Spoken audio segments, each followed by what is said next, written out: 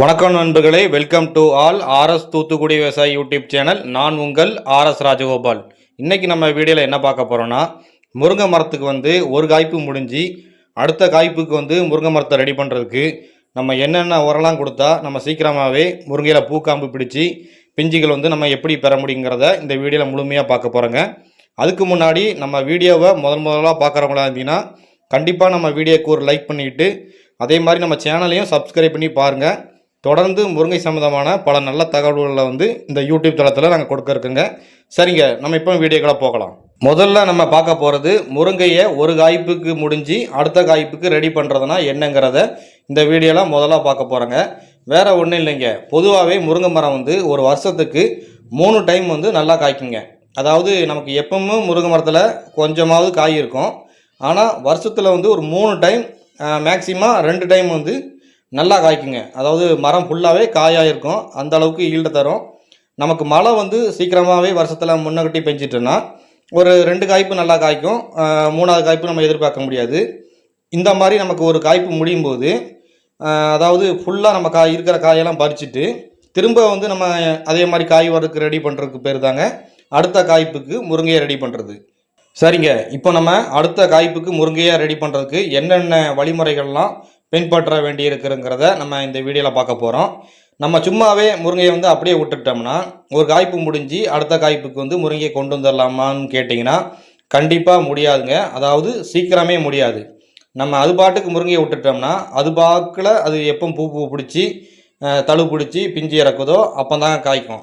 ஆனால் அதுக்குரிய வழிமுறைகளை நம்ம பின்பற்றணும்னா கண்டிப்பாக முருங்கையை தொடர்ச்சியாக, அதாவது மிஞ்சி போனால் ஒரு மாத கேப்லேயே நம்ம அடுத்த காய்ப்புக்கு முருங்கையை ரெடி பண்ணிடலாங்க. இப்போ நம்ம அதுக்கு என்ன வழியெல்லாம் பண்ணணும்னு கேட்டிங்கன்னா கண்டிப்பாக நம்ம வீடியோவில் நம்ம ஏற்கனவே உள்ள வீடியோவில் போட்டிருப்பாங்க. ஒரு காய்ப்பு முருங்கையை நம்ம தோட்டத்தில் உள்ள முருங்கைக்காயெல்லாம் நல்லா பறிச்சுட்டு நம்ம முருங்கைக்கு மருந்து அடிச்சு விட்டோம். நம்ம பழைய வீடியோவில் அந்த தோட்டத்தில் உள்ள முருங்கை தான் இப்போ எப்படி இருக்குது பாருங்கள்.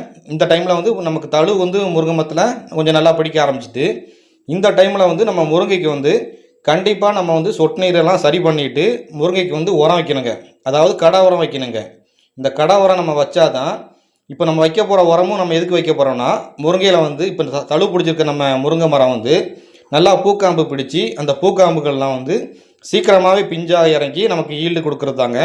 இப்போ நம்ம கொடுக்க போகிற உரத்தில் முருங்கை மரம் நல்லா பூக்காம்பும் பிடிக்க போகுது. அதே மாதிரி பூக்காம்பு பிடிச்சி நல்லா பிஞ்சும் இறக்குறதுக்கு உதவியாக இருக்குங்க.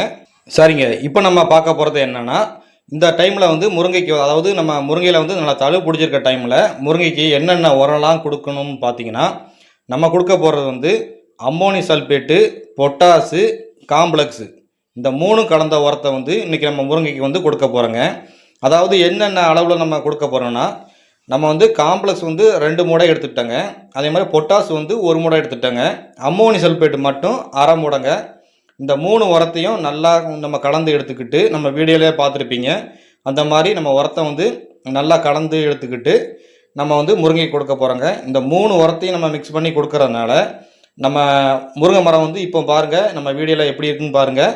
நல்லா தழு பிடிச்சி நல்லா தழு பிடிக்க ஆரம்பிச்சிட்டு இன்னுமே, அதாவது முக்கால்வாசி தழு வரலை, ஒரு அரைவாசிக்கு மேலே நமக்கு தழு வர ஆரம்பிச்சிட்டு இன்னொரு இந்த உரம் கொடுத்த பிறகும் நமக்கு கொஞ்சம் இன்னும் நல்லா தழு வருங்க.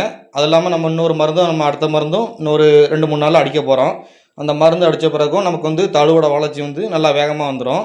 இந்த மாதிரி டைமில் நம்ம கண்டிப்பாக முருங்கைக்கு பொட்டாசு, காம்ப்ளெக்ஸு, அம்மோனி சல்பேட்டு இந்த 3 கலந்த உரத்தை நம்ம கொடுக்கணும். அப்படி கொடுக்கும்போது நமக்கு புதுசாக இந்த தழு பிடிச்சதில் பூக்காம்புகள் நமக்கு உருவாக ஆரம்பிச்சிடும். இந்த பூக்காம்புகள் உருவாகும்போது கண்டிப்பாக அந்த நம்ம கொடுக்குற அந்த பொட்டாசில் அந்த பிடிச்ச பூக்காம்பில் பிஞ்சுகளும் நமக்கு சீக்கிரமாக வர ஆரம்பிச்சிடும். இந்த மாதிரி பராமரிப்பு இல்லாமல் நம்மளால் ரெடி பண்ண முடியுங்க. ஆனால் நம்ம முருங்கைக்கு வெறும் தண்ணியை மட்டும் விட்டுட்டு இருக்க வேண்டியிருக்கும். அது போக்கில் முருங்கை எப்போ காய்க்குமோ, பூத்து காய்க்குமோ அப்போ தான் காய்க்கும். ஆனால் இந்த மாதிரி உரங்கள் வச்சு நம்ம முறையாக பராமரிக்கும் போது கண்டிப்பாகவே நமக்கு அதாவது தானாக ரெடி ஆகும்போது ஒரு 1.5 மாதம் 2 மாதம் எடுத்துக்கிட்டோன்னா இதில் ஒரு 15 நாள்லேயே ஒரு நல்ல ரிசல்ட் நமக்கு முருங்கை மரம் கொடுக்குங்க. பாருங்கள், நம்ம எப்படியும் உரத்தை மிக்ஸ் பண்ணிக்கிட்டு ஒரு சாக்கில் நம்ம ஏற்கனவே மிக்ஸ் பண்ணி ரெடியாக வச்சுருக்கோம். இந்த வச்ச உரத்தை இப்போ நம்ம முருங்கைக்கு அழகாக கொடுக்க போகிறோம். சரிங்க, இந்த உரத்தை நம்ம முருங்கைக்கு எத்தனை டைம்லாம் கொடுக்கலாம்னு கேட்டிங்கன்னா கண்டிப்பாக நம்ம வந்து ஒரு காய்ப்பு முடிஞ்சு இன்னொரு காய்ப்புக்கு ரெடி பண்ணும்போது ஒரு 15 நாளைக்கு ஒரு தடவை கொடுத்தா நல்லா இருக்குங்க. முடியலைன்னா கண்டிப்பாக ஒரு மாதத்துக்கு ஒரு தடவை இந்த உரத்தை வந்து நீங்கள் கொடுங்க. ஆனால் இந்த உரம் கொடுக்கும்போது கண்டிப்பாக முருங்கை மரத்தில் கொஞ்சம் தழு வந்து பிடிச்சிருக்கணுங்க. தழுவே இல்லாமல் இந்த உரத்தை கொடுக்குறதுல வந்து பெரிய அளவுக்கு பிரயோஜனம் இருக்காது. தழுவே இல்லைன்னா நம்ம கண்டிப்பாக நம்ம டிஏபி கொடுக்கலாம். அதாவது டிஏபி கூட சேர்த்து கூடுதலாக கொஞ்சம் யூரியாவும் போட்டு கொடுக்கலாம்.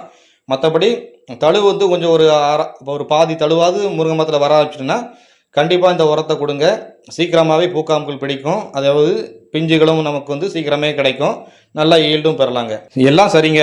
நம்ம டைட்டிலில் என்ன போட்டிருக்கீங்கன்னா, இந்த ஒரு உரம் கொடுத்தா பணம் கொட்டுன்னு போட்டிருக்கீங்க. அப்படின்னா என்னங்கன்னு கேட்டிங்கன்னா, கண்டிப்பாங்க. அதாவது நமக்கு வந்து முருங்கை வந்து எப்பயுமே நல்லா காய்ச்சி நல்ல ஈல்டை கொடுத்தா தாங்க நமக்கு வந்து நல்ல விலைக்கும் நம்ம விற்க முடியும். அதாவது நமக்கு முருங்கை விவசாயத்தை பொறுத்த வரைக்குமே இப்போ தான் அப்போ தான் இல்லாமல் எப்பயுமே நமக்கு வந்து காய் இருக்கிற மாதிரி ரெடி பண்ணி வச்சுக்கணுங்க. அப்போ தான் இந்த முருங்கை விவசாயத்தில் நம்ம கொஞ்சமாவது ஏதாவது காசு பார்க்க முடியும். ஏன்னா விலை வந்து நமக்கு எப்போ கிடைக்கும் எப்போ கிடைக்காதுன்னு சொல்ல முடியாது. அதனால் நம்ம எப்போவுமே முருங்கை மரத்தை வந்து காய்க்கிற மாதிரி நம்ம ரெடி பண்ணி வச்சாதான் இந்த முருங்கை விவசாயத்தில் விலையை பொறுத்த வரைக்கும் இன்றைக்கி வரும் நாளைக்கு போகும்னு நம்மளால் எதையுமே நம்ம சொல்ல முடியாது. எப்போனாலும் வரும் எப்போனாலும் போகும். அதனால் நம்ம முருங்கையை வந்து எந்த அளவுக்கு உரங்கள்லாம் கொடுத்து அந்தந்த பருவத்துக்கு தக்க நம்ம பராமரித்து வைக்கமோ அதுக்கு தக்க நமக்கு வந்து விலை இருக்கும்போது கொஞ்சம் காய் நம்ம வந்து பறித்து நம்மளால் வந்து சேல்ஸ் பண்ண முடியும். அதாவது ஒரு நல்ல விலைக்கு வந்து விற்பனை செய்ய முடியும். அதனால தான் நம்ம வந்து டைட்டில் அப்படி கொடுத்துருப்போம். மற்றபடி இந்த ஒரு உரத்தால் மட்டுமே நமக்கு வந்து எல்லாம் வந்து பணமழை கொட்டும்னா அது கண்டிப்பாக கிடையாது. நம்ம எப்பயுமே முருங்கை ரெடி பண்ணி வச்சோம்னா கண்டிப்பாக முருங்கை விவசாயத்தில் நம்மளும் ஒரு நாள் ஜெயிக்கலாங்க. இது வந்து என்னுடைய அனுபவத்தில் சொல்கிறேன். நன்றி. மீண்டும் ஒரு வீடியோவில் சந்திப்போம்.